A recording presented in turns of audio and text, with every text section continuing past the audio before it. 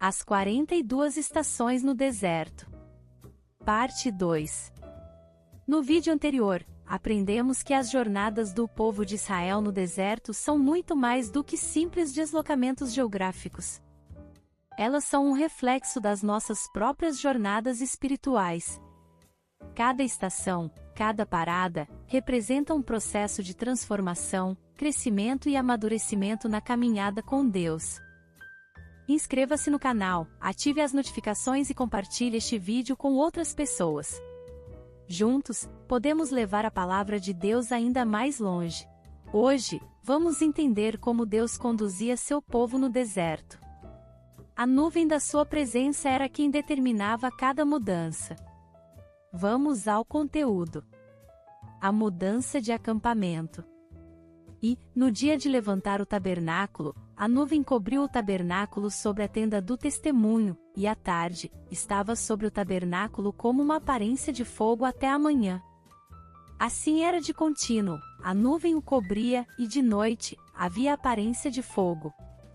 Mas, sempre que a nuvem se alçava sobre a tenda, os filhos de Israel após ela partiam, e no lugar onde a nuvem parava, ali os filhos de Israel assentavam o seu arraial.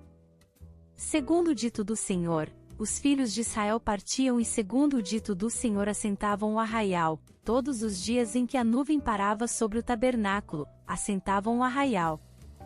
E, quando a nuvem se detinha muitos dias sobre o tabernáculo, então, os filhos de Israel tinham cuidado da guarda do Senhor e não partiam.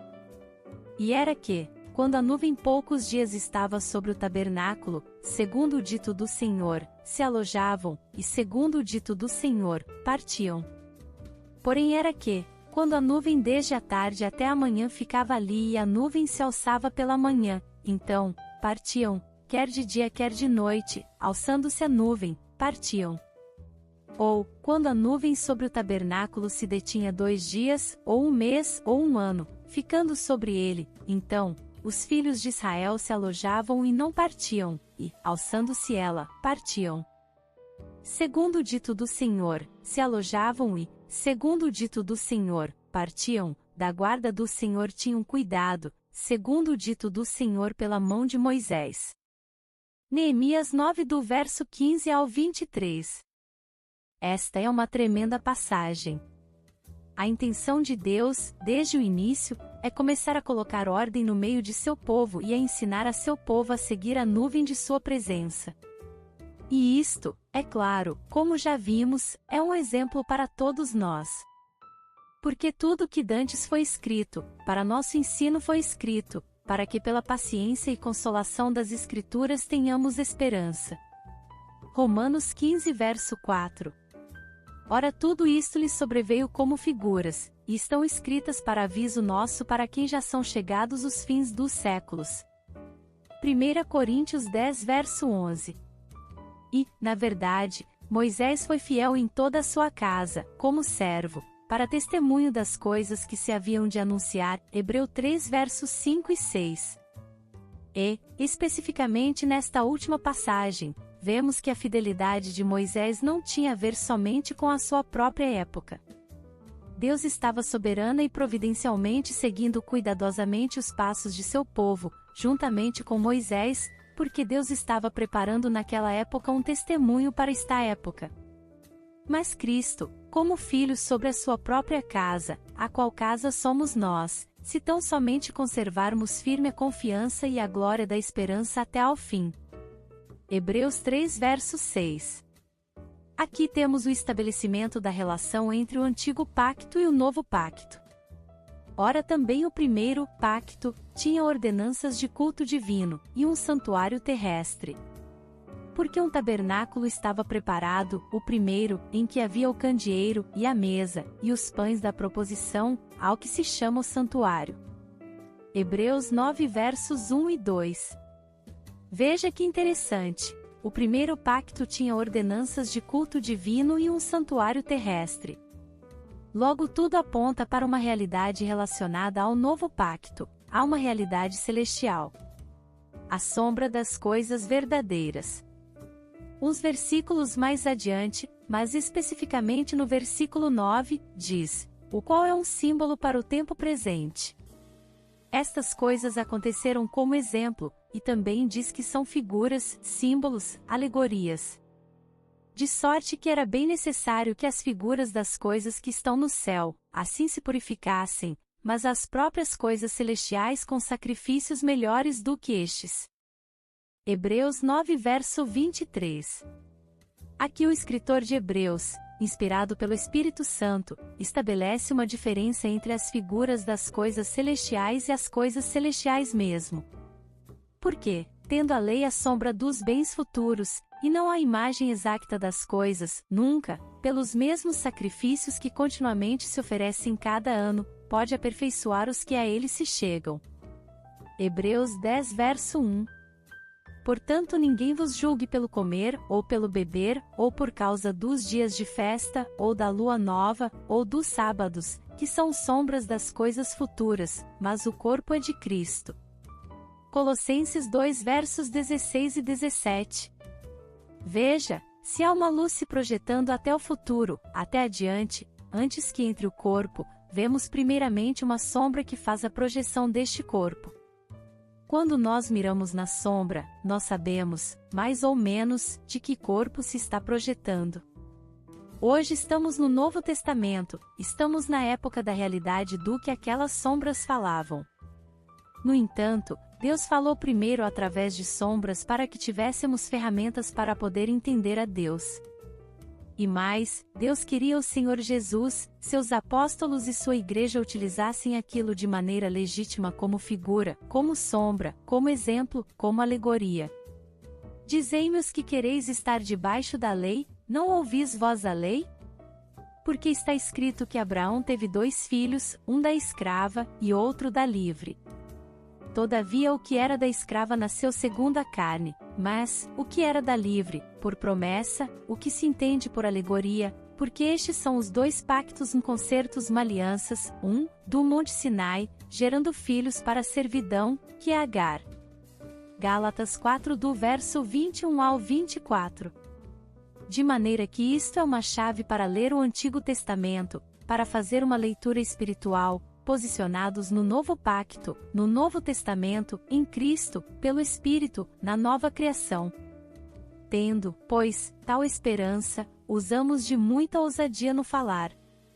E não somos como Moisés, que punha um véu sobre a sua face, para que os filhos de Israel não olhassem firmemente para o fim daquilo que era transitório. Mas os seus sentidos foram endurecidos, porque até hoje o mesmo véu está por levantar na lição do Velho Testamento, o qual foi por Cristo abolido, e até hoje, quando é lido Moisés, o véu está posto sobre o coração deles. Mas, quando se converterem ao Senhor, então o véu se tirará. 2 Coríntios 3 do verso 12 ao 16.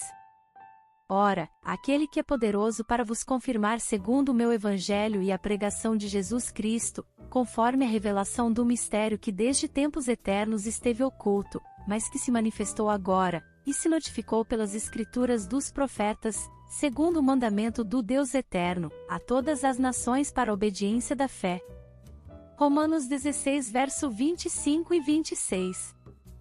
Portanto, não estamos lendo o Antigo Testamento para sermos legalistas diante dos irmãos ou como se a lei fosse o meio de salvação, senão que estamos lendo para discernir pelo exemplo, pela sombra, pela figura, pela alegoria, o testemunho que hoje deve ser dado. Assim sendo, vemos que o povo de Deus saiu do Egito, foi batizado no Mar Vermelho, na nuvem e em Moisés, como é dito em 1 Coríntios 10. Porém saíram como uma multidão, não como um exército. Isto é importante assinalar.